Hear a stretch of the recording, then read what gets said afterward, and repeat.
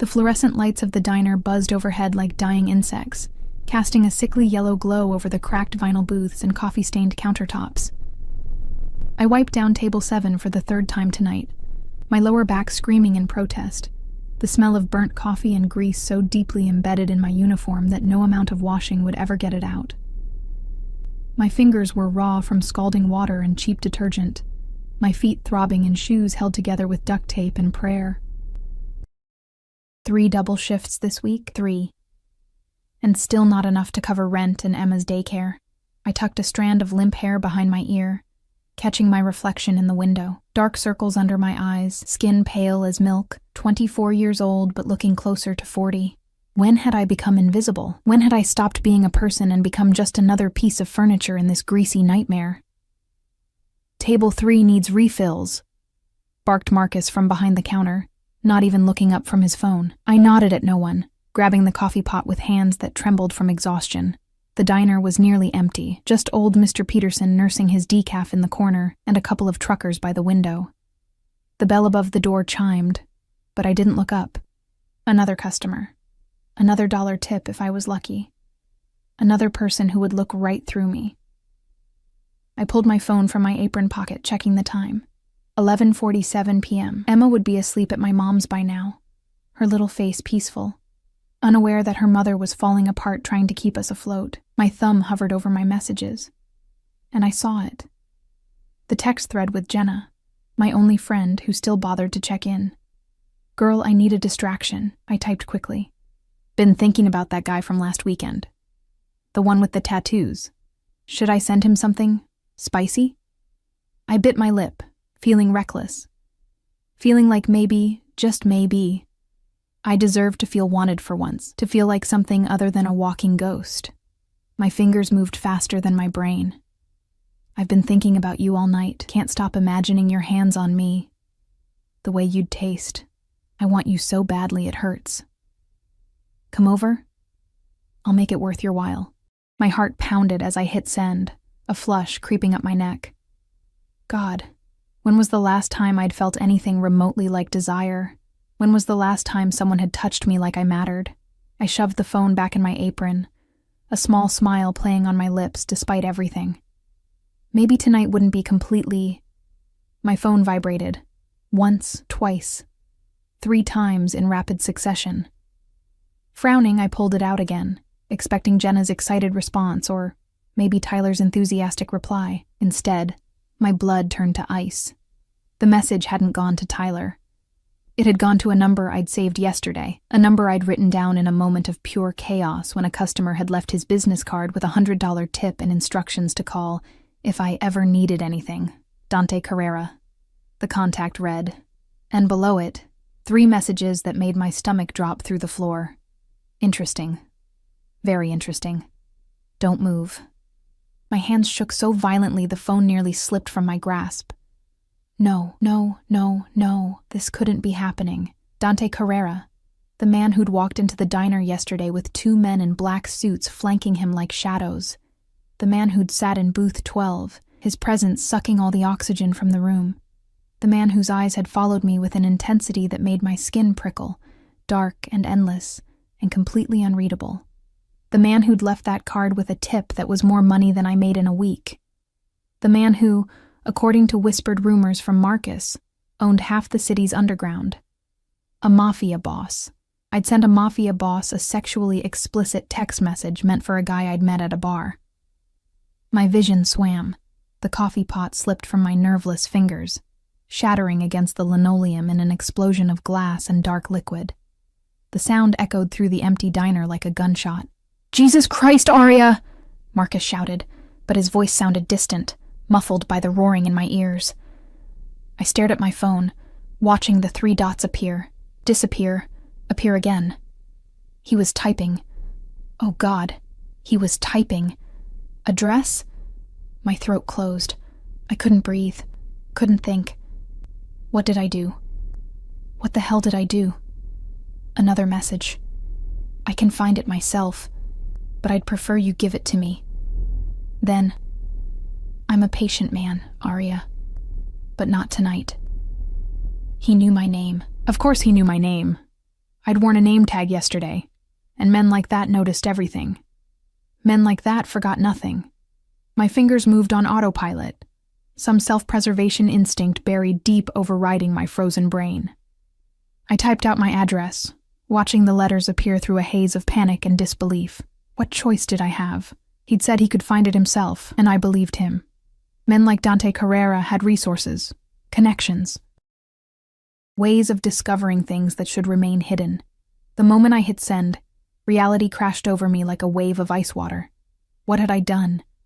I grabbed my purse from under the counter, Marcus's protests fading to white noise as I stumbled toward the exit. The night air hit me like a slap, cold and sharp, cutting through the fog of terror. My apartment was 15 minutes away on foot. I couldn't afford a car, could barely afford the bus, but I ran anyway, my worn shoes slapping against cracked pavement. The streets were empty, pools of lamplight creating islands in an ocean of darkness. My breath came in ragged gasps, my heart hammering against my ribs so hard I thought they might crack. What would he do? What did men like him do to people who disrespected them, even accidentally? Images flashed through my mind. Things I'd seen in movies, stories I'd heard whispered in dark corners. I thought of Emma, sleeping peacefully, unaware that her mother might not come home tomorrow. Might not come home ever. Tears blurred my vision as I rounded the corner to my building, a decrepit structure with peeling paint and a front door that didn't lock properly. I took the stairs 2 at a time, my key scraping against the lock of apartment 3B before finally, mercifully, turning. I slammed the door behind me, throwing the deadbolt and the chain, useless probably, but it made me feel marginally safer. My apartment was barely more than a studio, a sagging couch, a kitchenette with appliances from the 70s, a mattress on the floor in the corner where I slept. The walls were thin enough that I could hear Mrs. Chen's television next door, thin enough that everyone would hear if I screamed. I paced the tiny space, phone clutched in my sweating palm, watching the minutes tick by. Maybe he wouldn't come. Maybe it was a joke, some sick game he played with foolish girls who didn't know better than to. A knock at the door. 3 precise raps. Almost polite. Almost gentle. But there was nothing gentle about the way my blood turned to ice, the way every muscle in my body locked tight with primal fear. Another knock. Firmer this time. Arya. His voice drifted through the thin wood, smooth as aged whiskey and twice as dangerous. Open the door. Not a request. Never a request with men like him. My hand moved to the deadbolt, trembling so badly I could barely grip it. What choice did I have? He knew where I lived. He knew where I worked. If I didn't open the door now, he'd come back. Or worse, he'd send someone else. The chain rattled as I slid it free. The deadbolt clicked. The door swung open. Dante Carrera stood in my doorway, and suddenly my hallway seemed too small, too confined to contain him. He was taller than I remembered, easily over 6 feet, with dark hair swept back from a face that could have been carved from marble. Sharp cheekbones, a jaw that looked like it could cut glass, and those eyes. God, those eyes. Dark as sin and twice as tempting, fixed on me with an intensity that made my knees weak. He wore a black suit that probably cost more than 3 months of my rent, the fabric molding to his frame in a way that suggested both power and violence held carefully in check. No tie, the top button of his white shirt undone, revealing a glimpse of tanned throat. A gold watch caught the hallway light, glinting with each minimal movement. Behind him, I could see 2 figures in the stairwell, dark shapes that radiated menace even in stillness. "May I come in?" He asked it like a question, but we both knew it wasn't. I stepped back, my survival instincts screaming at me to run, to fight, to do anything but let this predator into my home. But survival instincts were useless against inevitability. He moved past me, and I caught his scent. Expensive cologne undercut with something darker, something that spoke of leather and smoke and dangerous places. He filled my tiny apartment the way an ocean fills a teacup, making everything else seem smaller, cheaper, more pathetic by comparison. His gaze swept the space in one comprehensive glance, taking in the thrift store furniture, the cracks in the ceiling, the stack of bills on the counter that I hadn't been able to pay. I saw myself through his eyes, a girl living in squalor, desperate and invisible and completely, utterly beneath his notice. Except I wasn't beneath his notice, was I? I'd made sure of that with my catastrophic mistake. So, he turned to face me, and I instinctively backed up until my spine hit the door I'd just closed. That was quite a message. My mouth opened, but no sound came out. What could I possibly say? Sorry, wrong number seemed criminally inadequate when facing a man who could probably make me disappear with a single phone call. My voice cracked. I swallowed hard, tasting copper and fear. It was a mistake. I didn't mean to send it to you. I'm so sorry, Mr. Carrera. Dante. He stepped closer, and I pressed harder against the door, as if I could somehow melt through it and escape. You sent me a very explicit message, Aria. The least you can do is use my first name. The way he said my name, slow, deliberate, like he was tasting it, sent shivers down my spine that had nothing to do with cold, and everything to do with the predatory gleam in those dark eyes. It was meant for someone else, I whispered, my hands finding the doorknob behind me, gripping it like a lifeline. A guy I met last weekend. I grabbed the wrong contact. I swear, I would never... Never what? He cocked his head slightly, studying me the way a scientist might study an insect pinned to a board. Never proposition a man like me? Never think about my hands on your body? He quoted my own words back to me, and I wanted to die right there. Never imagine how I'd taste. Heat flooded my face, mortification mixing with terror in a cocktail that made me dizzy. Please, I have a daughter. She's 3. I can't. Whatever you're going to do to me, please. She needs her mother. Something flickered across his face. Surprise, maybe. Or something darker I couldn't name. He stopped advancing, standing in the center of my pathetic living room, hands sliding into his pockets with casual grace. You think I came here to hurt you, didn't you? My voice came out sharper than intended, fear manifesting as anger because it was easier to be angry than to be terrified. Men like you don't show up at girls' apartments at midnight because you want to chat about the weather. His lips curved into something that wasn't quite a smile. Men like me. Dangerous men. Powerful men. I lifted my chin, even as my body trembled. If I was going to die, I'd at least die with some shred of dignity. Men who aren't used to being disrespected, even accidentally. Is that what you think happened? Disrespect? He moved again, but this time toward the window, pulling back the thin curtain to glance down at the street below. I could see his profile in the dim light. Aristocratic, beautiful in a way that seemed almost cruel. Tell me about this man, the one you meant to send that message to. The question caught me off guard. What? Tyler, wasn't it? He let the curtain fall, turning back to me. I assume that's who you meant to proposition at. He glanced at his watch. Nearly midnight on a Thursday. I stared at him. How did he know Tyler's name? Had he already looked into my phone, my life? I don't see how that's relevant, I managed. Humor me. It wasn't a request. I wrapped my arms around myself, suddenly aware of how I must look. Cheap uniform stained with coffee, hair falling out of its messy bun, exhaustion etched into every line of my face. Next to him, I was nothing. Less than nothing. I met him at a bar last weekend. My friend Jenna dragged me out. We talked, exchanged numbers. That's it. I paused. That's all it was supposed to be, and yet you wanted him badly enough to send that message. Dante's eyes never left my face, reading every micro-expression, every tell. Badly enough that it hurt. Shame burned through me. Can we please not? When's the last time someone touched you, Arya? The question hit me like a physical blow. I flinched, tears pricking the corners of my eyes. That's none of your... When's the last time someone made you feel wanted? Desired? He took a step forward, and I had nowhere left to retreat. When's the last time you felt like something other than invisible? How did he know?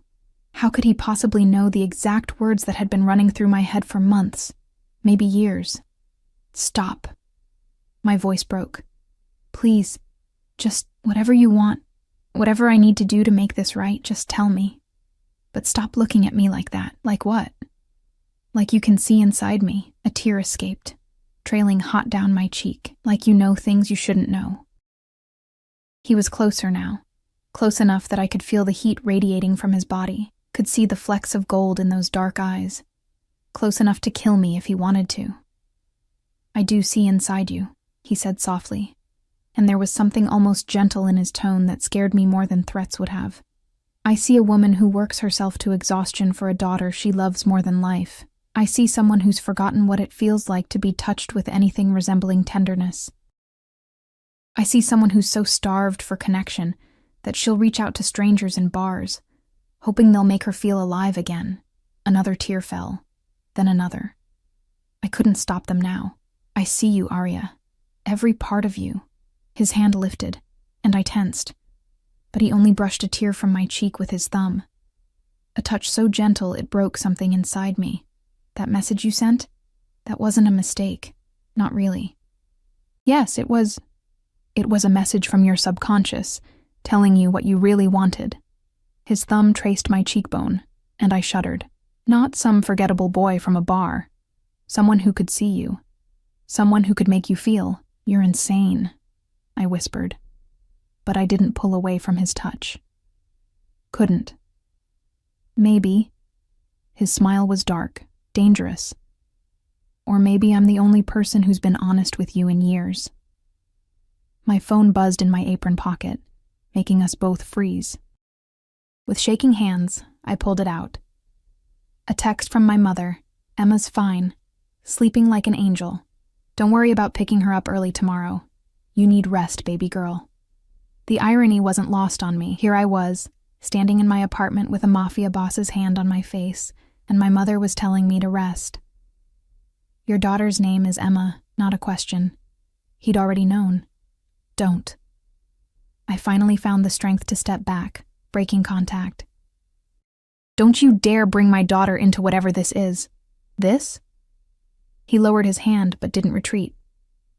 "What do you think this is?" "I don't know." I wrapped my arms tighter around myself, a pathetic shield against his intensity. "A game? Some twisted way to punish me for the text?" "No game." His expression hardened slightly. "And no punishment. At least not the kind you're imagining." "Then what do you want from me?" The question hung in the air between us, heavy with implications I wasn't ready to examine. Dante studied me for a long moment, and I could practically see the calculations running behind those intelligent eyes. "Yesterday, when I came into that diner, do you know what I saw?"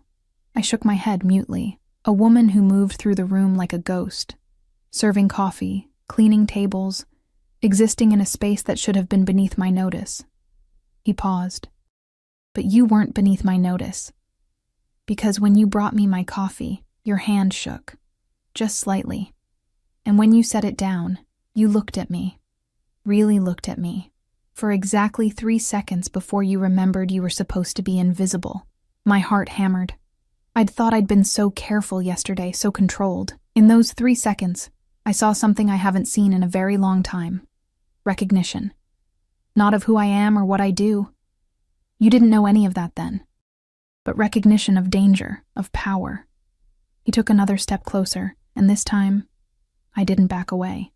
"You knew I was a predator, and something in you responded to that. That's not— Don't lie to yourself, Arya. Not anymore." His voice dropped lower, intimate. "You sent me that text because some part of you wanted this. Wanted me to come here. Wanted to see what would happen if you stopped being invisible for just one night." "No." But even I could hear how unconvincing it sounded. "Yes." He was so close now I could feel his breath on my face. "And now I'm here. So what are you going to do about it?" My back hit the door again, and I realized I'd been retreating without noticing. He caged me in, one hand braced against the wood beside my head, his body a wall of heat and barely contained violence. "I could ruin you," he murmured, and it should have sounded like a threat, but somehow it sounded like a promise. "One phone call, and you'd never work in this city again. Another call, and your apartment building would change ownership. New owner might not be so forgiving about late rent." Terror spiked through me, cold and sharp. "But I'm not going to do that." His free hand came up, fingers threading through my hair, tugging gently until I was forced to look up at him. "Do you know why?" I couldn't speak. could barely breathe. Because you're mine now. The words were soft, almost tender, but there was steel underneath, possession. The moment you sent that text, accidentally or not, you became mine. And I take care of what's mine. I'm not... I started to protest, but his thumb pressed against my lower lip, silencing me. Yes, you are. You just don't know it yet. He leaned in, his lips nearly brushing my ear, but you will. Then he was gone, stepping back, the sudden absence of his presence like a vacuum that left me gasping. He straightened his suit jacket, composed once more, the predator sliding back behind the civilized mask. Go to sleep, Arya. You have work tomorrow. He moved toward the door, and I scrambled out of his way on instinct. Oh, and one more thing. He paused in the doorway, turning back to look at me with those fathomless dark eyes. Delete Tyler's number. You won't be needing it anymore. Then he was gone, the door clicking shut behind him with a finality that echoed through my bones. I stood there, trembling, my mind trying desperately to process what had just happened.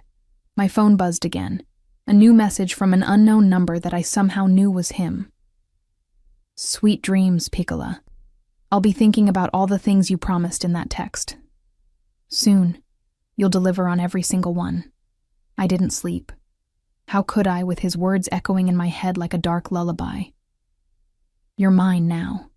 The sheets tangled around my legs as I tossed and turned on my mattress, watching shadows crawl across the ceiling, seeing his face in every dark corner. By the time my alarm shrieked at 6 a.m., I felt like I'd been hit by a truck.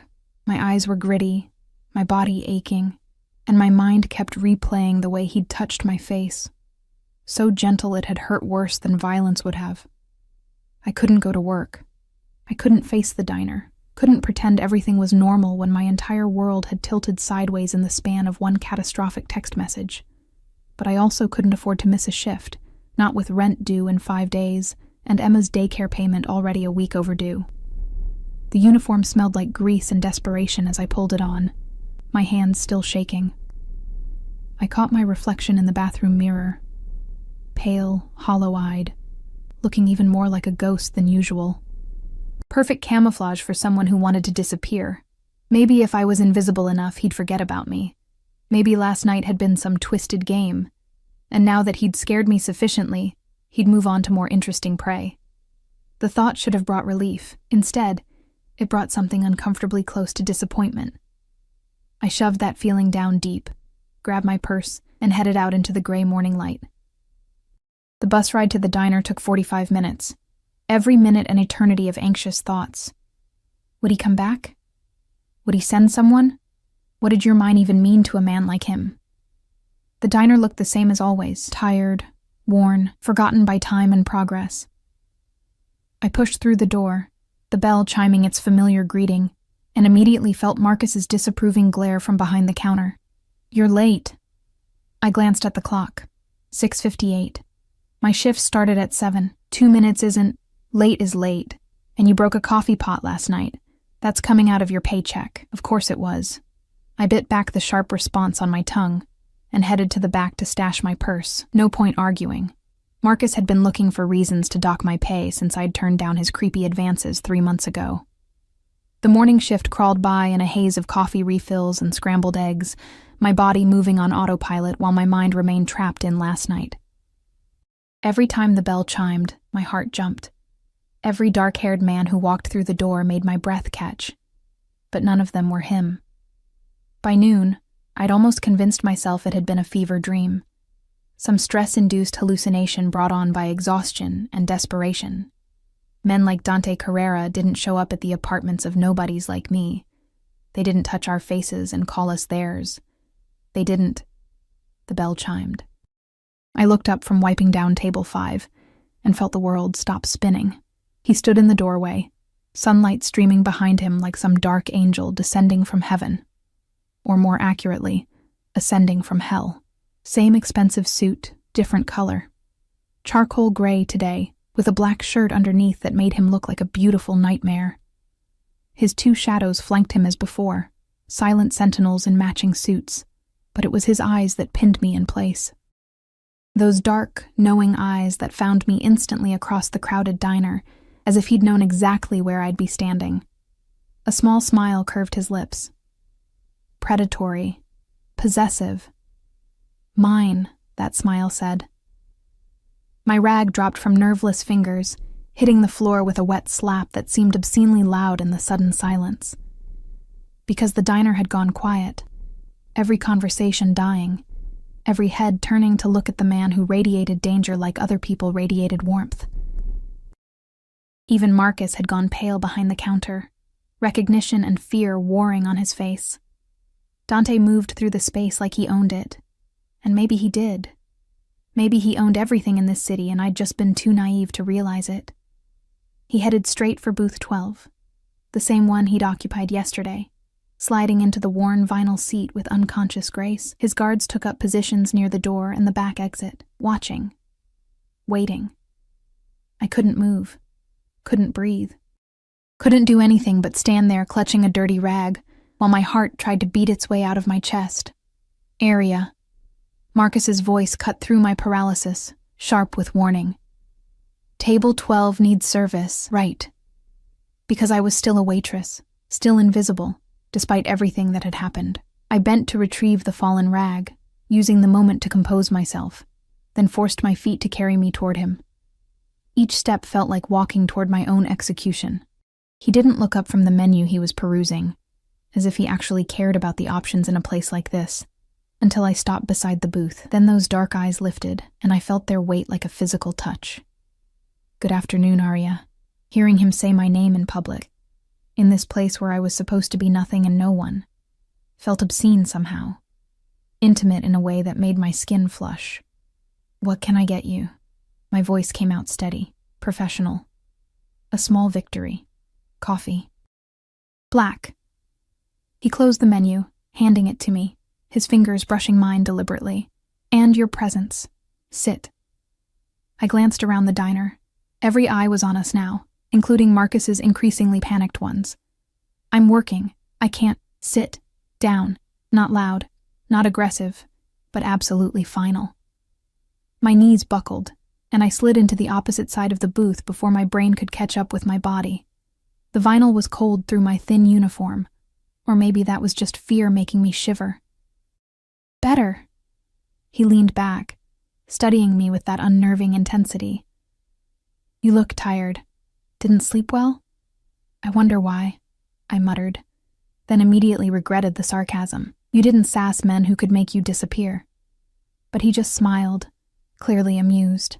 Still thinking about last night? Trying desperately not to. The honesty slipped out before I could stop it. Liar. He said it gently, almost affectionately. You've thought of nothing else, just like I promised you would. Heat crept up my neck. Damn him for being right. Why are you here? I whispered, very aware of the audience around us, the way conversations had resumed, but everyone was still listening, still watching. I told you. Coffee. His smile widened at my frustrated expression. And to see you. Make sure you deleted that number like I asked. My phone felt like a lead weight in my apron pocket.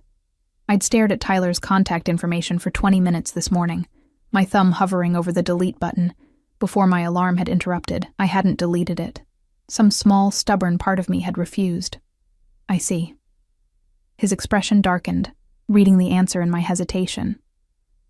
We'll discuss that later. For now, tell me about Emma. Every protective instinct I had roared to life. No. No? He raised an eyebrow, and I realized I'd probably just made a terrible mistake. But I didn't care. Emma was off limits. She had to be. She's 3 years old and has nothing to do with whatever this is between us. Leave her out of it. This, he repeated, leaning forward. So you admit there's something between us. That's not what I stopped, frustrated. You know what I meant. I do. And I respect your desire to protect your daughter. He paused. But you misunderstand my interest. I'm not threatening her, Arya. I would never hurt a child. Then why ask about her? Because she's part of you, part of your life. His hand reached across the table, catching my wrist before I could pull away. His thumb found my pulse point, pressing gently. And I want to know everything about you. My heart raced beneath his touch, and I knew he could feel it. Why? Because you're mine. I thought I made that clear. I'm not a possession, I hissed, trying to jerk my hand back. His grip tightened just enough to keep me in place, not painful, but inescapable. No, he agreed softly. You're much more valuable than a possession. You're an obsession. The word hung between us, heavy and terrifying. You're crazy. My voice shook. You don't even know me. I know you work 3 jobs to keep your daughter fed. I know her father isn't in the picture, hasn't been for 2 years. His thumb stroked my racing pulse. I know you dropped out of community college when you got pregnant. I know you send money to your mother every month even though you can barely afford to eat. I know you haven't been on a date in over a year, haven't been touched by anyone except that unfortunate encounter last weekend with... Stop. Tears burned my eyes. How do you know all that? I make it my business to know everything about what belongs to me. He finally released my wrist, but the phantom heat of his touch remained. Your daughter's father. Where is he? I don't know. He left when I was 6 months pregnant, said he wasn't ready to be a father. The old wound throbbed. I haven't heard from him since. Something dangerous flickered across Dante's face. His name. Why? Because I asked, and because you'll tell me eventually anyway. Save us both time. I shouldn't tell him. Shouldn't give him any more ammunition. But looking into those implacable eyes, I knew he was right. He'd find out with or without my cooperation. Jake Morrison. The name tasted bitter. But he could be anywhere. He's not. Let me worry about that. Dante's smile returned, but it wasn't comforting. Any other men I should know about? Besides the unfortunate Tyler? There's no one. There hasn't been anyone. Why was I telling him this? Why did it feel like a confession? Good. He stood suddenly, pulling out his wallet and dropping several $100 bills on the table. That's for the coffee I won't be drinking and for your time. Take your break. We're leaving. What? No, I can't just... You can. You will. He gestured to one of his guards, who immediately headed toward Marcus at the counter. Your boss is being informed that you're leaving early today. He won't object. I watched in horror as the guard spoke quietly to Marcus, who'd gone the color of old cheese. After a moment, Marcus nodded frantically, his eyes darting to me with something that looked almost like pity. Come, Arya. Dante extended his hand, and I stared at it like it was a venomous snake. Don't make me ask twice. Where are we going? Somewhere we can talk properly. Somewhere private. His eyes promised things that made my stomach clench with equal parts fear and something I didn't want to name. Don't worry. I'll have you back in time to pick up Emma from daycare. See? I pay attention to your schedule. That should have been comforting. Instead, it was terrifying. Knowing he'd researched me so thoroughly, knew my routines, my vulnerabilities, every soft spot where he could apply pressure. But what choice did I have? His guard was already holding my purse, retrieved from the back. Marcus was nodding like a bobblehead, clearly too terrified to object to anything, and Dante was waiting, patient as a cat at a mouse hole, knowing I'd eventually have to come out. I took his hand. His fingers closed around mine, warm and strong, and I felt the trap spring shut. The car waiting outside was exactly what I'd expected. Sleek, black, expensive enough to feed me and Emma for a year. The windows were tinted so dark I couldn't see inside, and when one of the guards opened the back door, the interior looked like a cave leading to another world. Dante's hand remained on the small of my back, guiding me forward with gentle but inexorable pressure. I climbed in, the leather seat cold against my bare legs, and he slid in beside me, close enough that his thigh pressed against mine. The door closed with a heavy thunk that sounded like finality. Where are we going?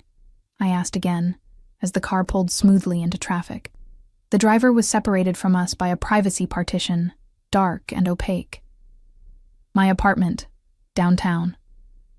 Dante settled back, his arm draping across the seat behind me, not quite touching but close enough that I could feel the heat radiating from him. Relax, Piccola. I'm not going to hurt you. Everyone keeps saying that right before they hurt me. The words slipped out, bitter and honest. His eyes sharpened. Who hurt you? Does it matter? Yes. One word, but it carried weight. A promise or a threat. I couldn't tell which. It matters to me. I looked away, watching the city slide past through tinted windows. Buildings grew taller, cleaner, more expensive as we drove. This wasn't my world. This was where people like Dante lived. People who wore suits that cost thousands and never worried about rent or daycare or whether they'd eat this week. Jake hurt me, I finally said. Not physically, but he looked me in the eye, told me he loved me, and then disappeared the moment things got hard. That hurt worse than any punch. And Tyler? His voice had gone dangerously soft. Tyler didn't hurt me. We barely... I stopped, heat flooding my face. It wasn't anything serious, but you slept with him. It wasn't a question, but I answered anyway. Yes, once, last weekend. I forced myself to meet his gaze. Is that what this is about? Some weird possessive thing because I dared to sleep with someone else before you decided I was yours? No. His hand moved from the seat to my hair, fingers threading through it with surprising gentleness. This is about the fact that you were so desperate to feel something, anything, that you let some stranger touch you, that you sent him that message, hoping he'd make you feel alive again. I tried to pull away, but his grip tightened, holding me in place. And it didn't work, did it? He leaned closer, his breath warm against my ear. He touched you, and you felt nothing. Empty. Maybe even more invisible than before. A sob caught in my throat because he was right. God help me, he was right. Tyler had been perfectly nice, perfectly adequate, and I'd felt absolutely nothing, just going through motions, pretending to feel something I didn't. Wishing I was home with Emma instead. How do you know that? I whispered. Because if he'd made you feel the way you needed to feel, you wouldn't have sent him that text. You wouldn't have been looking for more. His lips brushed my temple, and I shuddered. You would have been satisfied, but you weren't. You were still hungry. Stop. But I didn't mean it, and we both knew it. I can give you what you need, Arya. What you've been craving. His hand slid from my hair to my throat, not squeezing, just resting there, possessive and warm. All you have to do is stop fighting and let me. The car slowed, then stopped. We'd arrived at a building that scraped the sky, all glass and steel and wealth beyond imagining. The guard opened the door, and Dante released me, climbing out and extending his hand. I stared at it, knowing this was a choice. I could refuse, could demand he take me back to the diner, back to my safe, miserable, invisible life. But I took his hand anyway. The lobby was marble and gold, with a doorman who nodded respectfully as we passed. The elevator required a keycard, which Dante produced from his jacket. We rode up in silence, and I watched the numbers climb, 30 floors, 40, 50. The penthouse, of course. When the doors opened, they revealed an apartment that wasn't really an apartment at all. It was a palace. Floor-to-ceiling windows overlooked the city, making me feel like I was floating above the world. Modern furniture in blacks and grays, artwork that probably cost more than my life. Everything clean and expensive and utterly soulless. It's not much, Dante said, and I almost laughed at the absurdity, but it serves its purpose, which is what? Intimidating poor girls? No. He moved to a bar cart near the windows, pouring amber liquid into 2 crystal glasses. Keeping me safe. These walls are reinforced. The windows are bulletproof. Every entrance is monitored. In my world, you don't survive without precautions. He handed me a glass, and I took it automatically, staring at the expensive whiskey like it might contain answers. You keep talking about your world, I said, but you never actually say what that means. You know what it means. You knew the moment you saw me yesterday. He took a sip, watching me over the rim of his glass. You felt it, the danger. You're a criminal. Saying it out loud made it real, terrifying.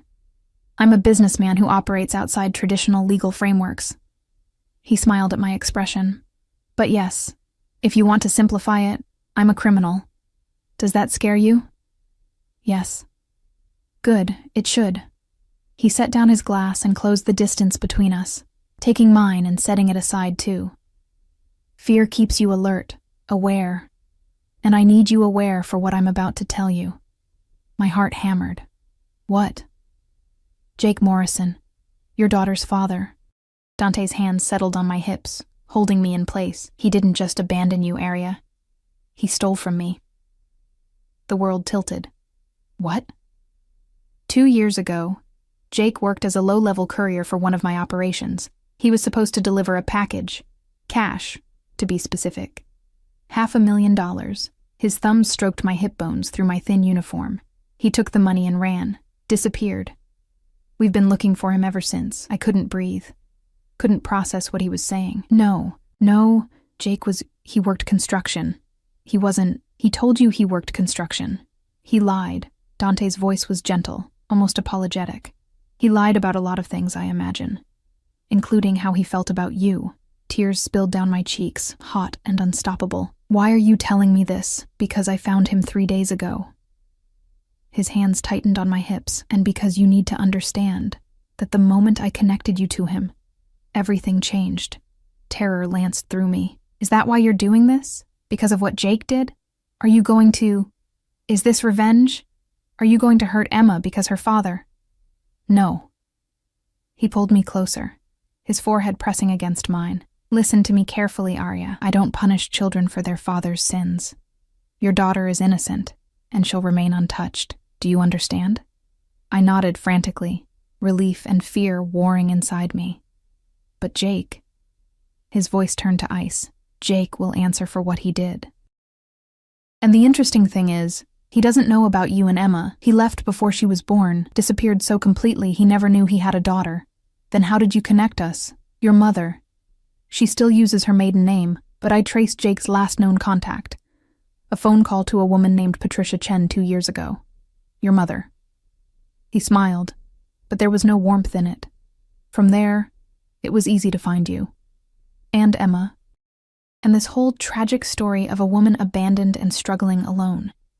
I should have been angry, should have been outraged at this invasion of privacy, but all I felt was exhausted, defeated. So what now? You found me, connected me to Jake. What does that mean for us? It means, he said slowly, that you've been living with the consequences of his choices for 2 years. Working yourself to death, raising his child alone, suffering because he was a coward and a thief. His hands moved to cup my face, forcing me to meet his eyes. And it means I'm going to fix that. You can't fix it. What's done is done. I can make sure you never struggle again. Never worry about rent or food or daycare. Never have to work 3 jobs just to survive. His thumbs wiped away my tears. I can give you and Emma a life where you're safe, comfortable, protected. In exchange for what?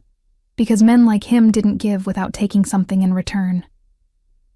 In exchange for you. Simple, direct, terrifying. Be mine, Arya. Truly mine. Let me take care of you and your daughter.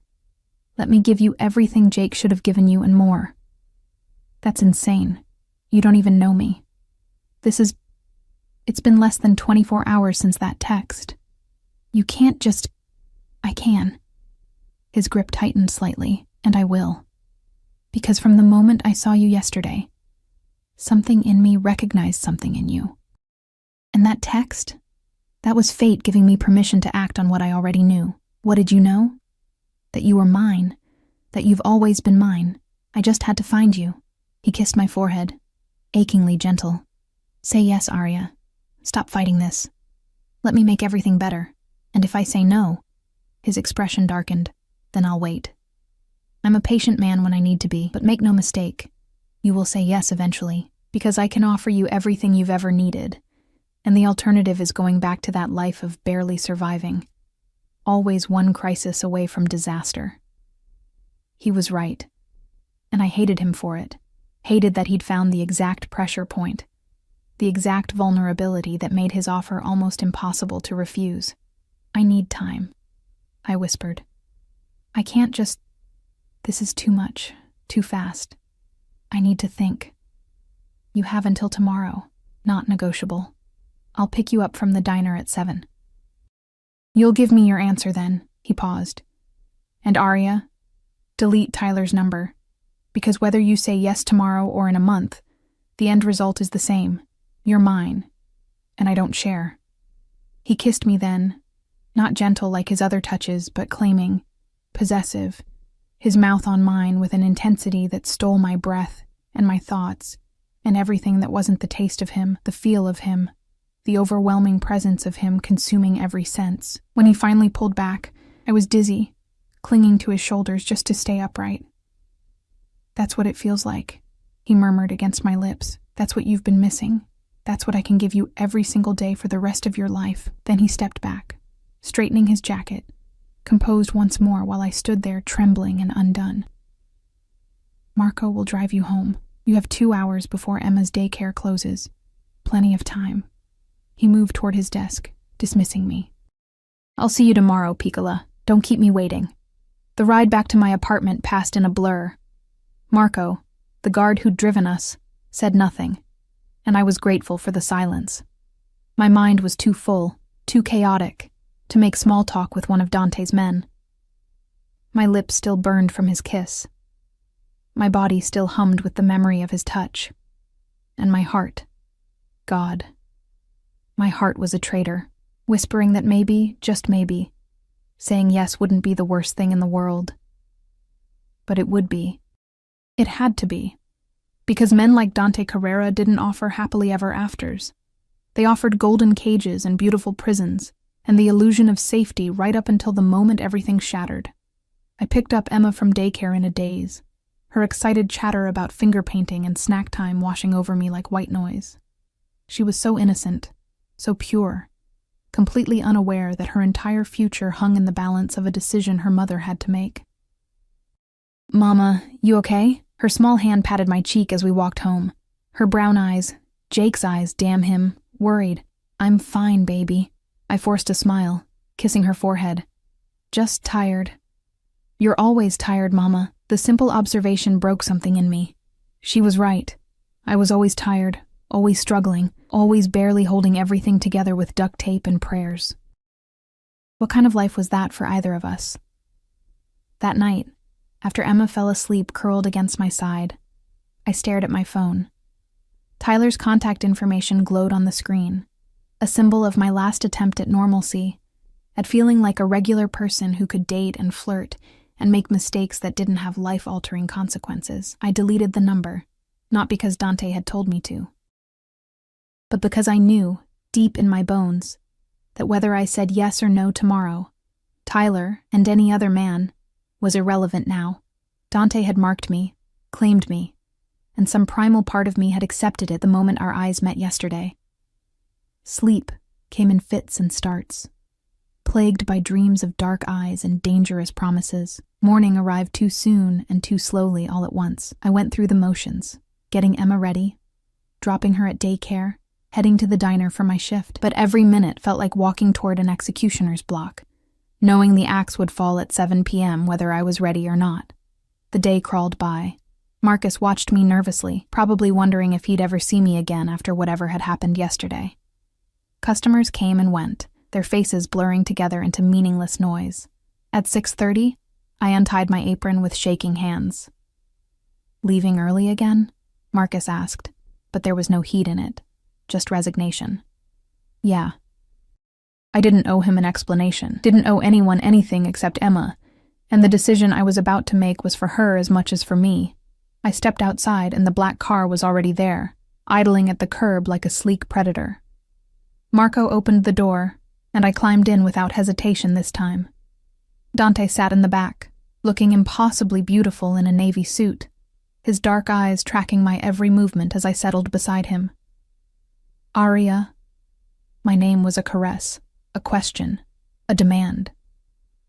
I need to know something first, I said, before I could lose my nerve.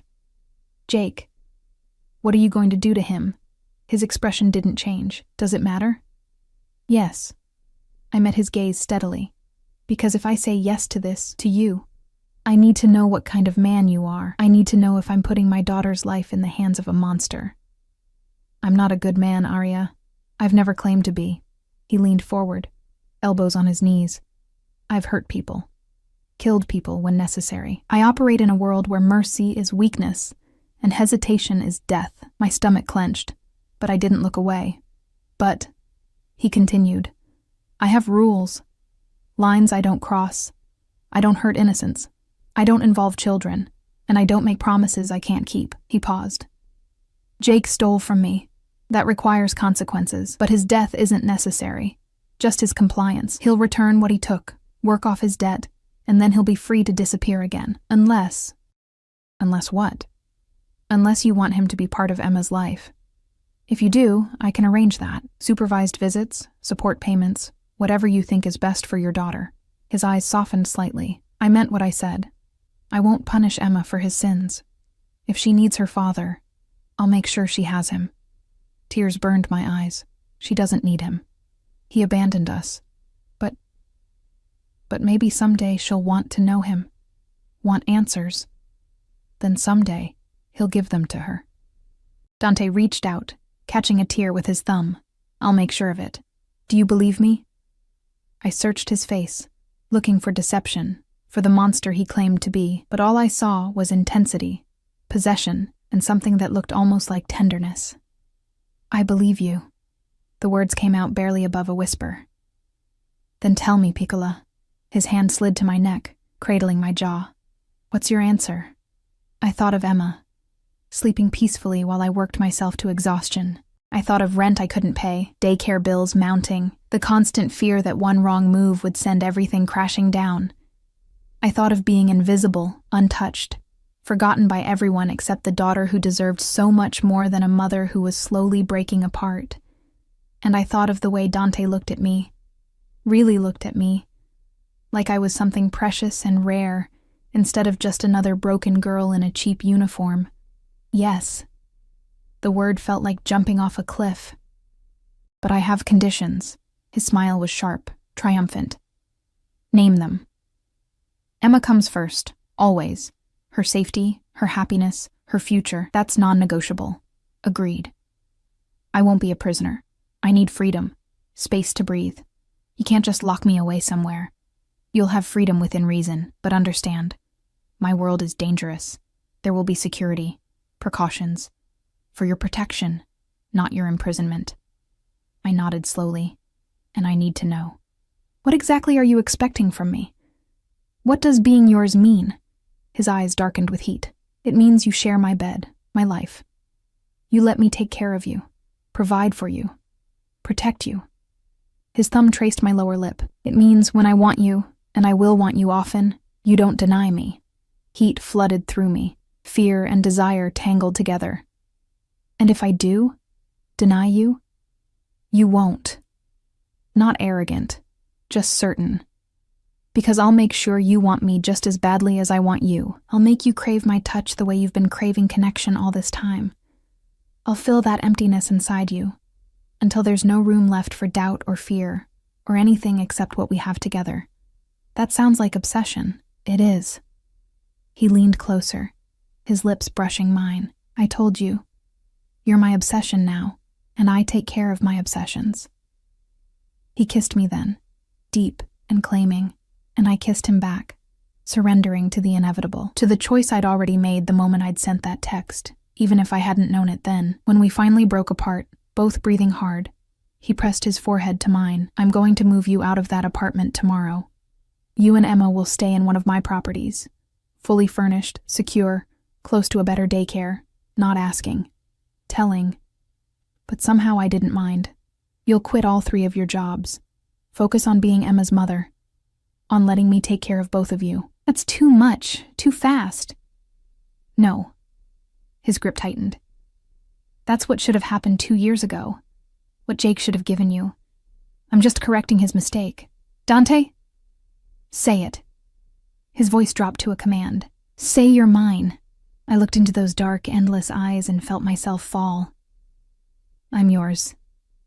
The smile that curved his lips was pure male satisfaction. Good girl. Now come here. He pulled me onto his lap, and I went willingly, straddling him in the back of the car, while Marco drove us through the city. His hands roamed my body, possessive, hungry, claiming every inch of me through my cheap uniform. "This is the last time you wear this," he muttered against my throat, his teeth grazing my pulse point. "Tomorrow, I'm buying you a new wardrobe. Everything you need, everything you deserve. I don't need expensive clothes. You need whatever I decide you need." He bit down gently, making me gasp. "And I've decided you need to look like what you are. Mine. My woman.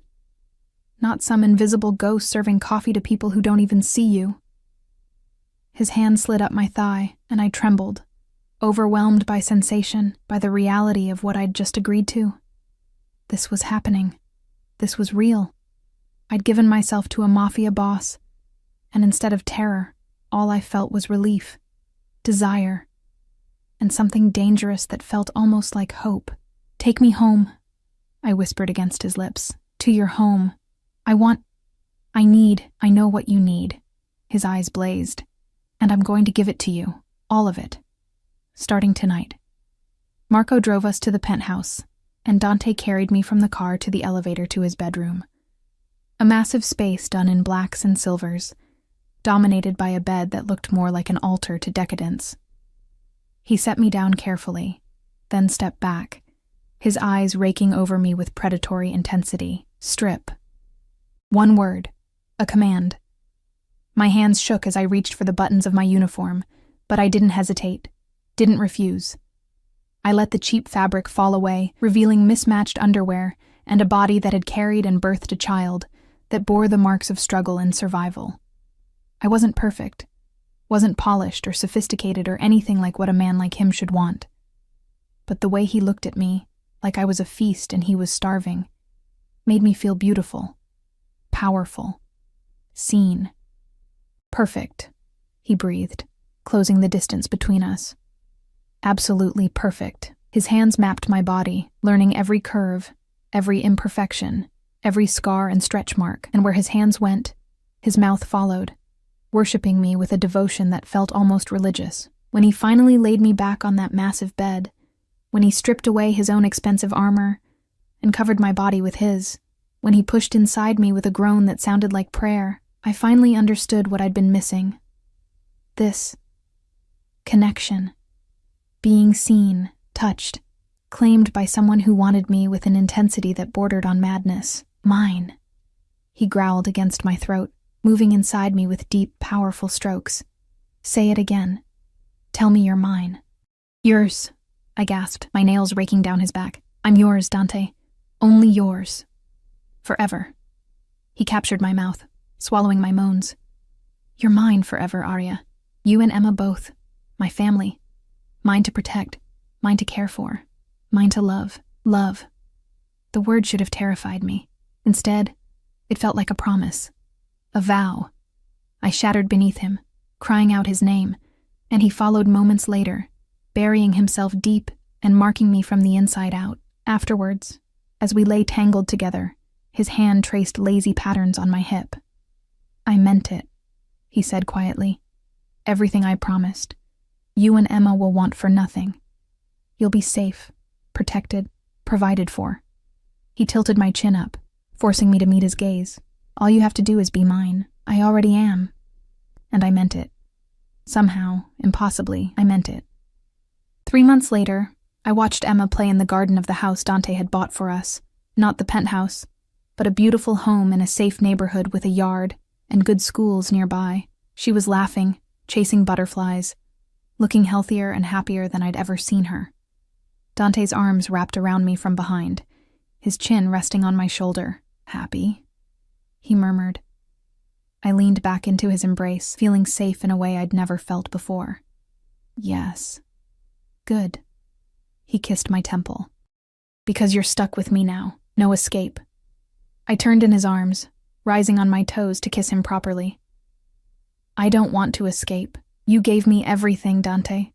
Everything I needed." "No, Piccola."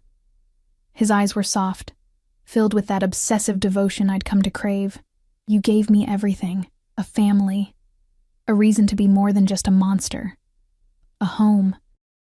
And as Emma called for us to come play, as we walked hand in hand into that sunlit garden, I realized that sometimes the best things in life came from the worst mistakes. That sometimes sending a text to the wrong number was exactly what fate had intended all along. I was his. He was mine.